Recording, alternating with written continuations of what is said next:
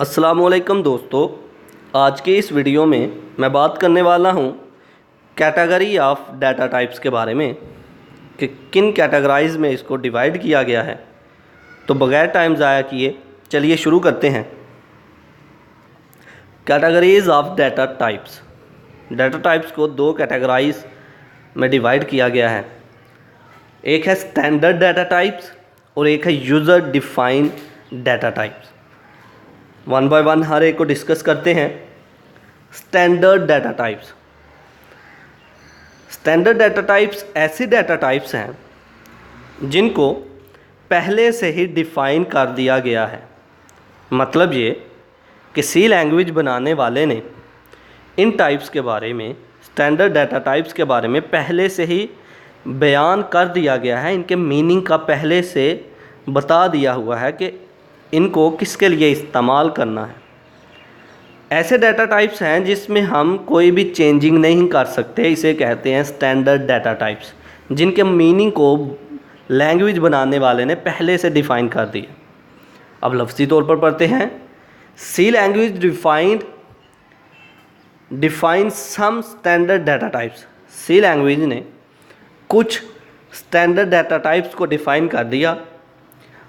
A data type that is predefined in the language is called standard data types। ऐसे data types जिनको पहले से define कर दिया और उसके अंदर हम कोई भी चेंजिंग नहीं कर सकते, उसको हम कहते हैं स्टैंडर्ड डाटा टाइप्स।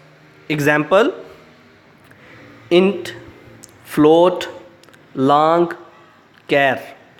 यानी कि इंट जो है ये इंटीजर डाटा टाइप्स को ही डिक्लेयर करने के लिए इस्तेमाल हो रहा है। फ्लोट जो है रियल के लिए इस्तेमाल होगा। इसी तरह कैर जो है करैक्टर्स के लिए इस्तेमाल होगा। तो इसी तरह से हर लैंग्वेज बनाने वाला कुछ पहले से कुछ डाटा टाइप्स को डिफ़ाइन कर देता है, जिसे हम बोलते हैं स्टैंडर्ड डाटा टाइप्स। अब बात कर लेते हैं यूज़र डिफाइंड डाटा टाइप्स के बारे में।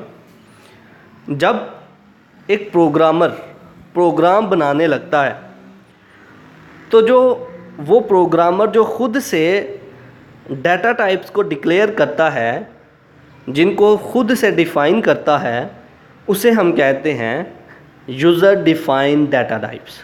मान लें कि मैं प्रोग्राम बना रहा हूँ, तो अगर मैं खुद से कुछ डाटा टाइप्स को प्रोग्राम के अंदर डिफ़ाइन करूँगा तो वो data types user defined data types कहलाएंगी। अब लफ्ज़ी तौर पर पढ़ते हैं। C allows the user to define his own data types known as user defined data types. C language के अंदर एक यूज़र जो है खुद से कुछ डाटा टाइप्स को डिफ़ाइन कर सकता है, जिसे हम बोलते हैं यूज़र डिफाइंड डाटा टाइप्स। तो ये था आज का हमारा लेक्चर, जिसमें हमने बात की कि डाटा टाइप्स को कितनी कैटेगरी में डिवाइड किया गया है।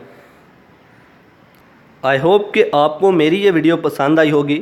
Like this video, share this video and comment below this video if you have any question. Thanks for watching. Subscribe focus group. अल्लाह हाफिज़।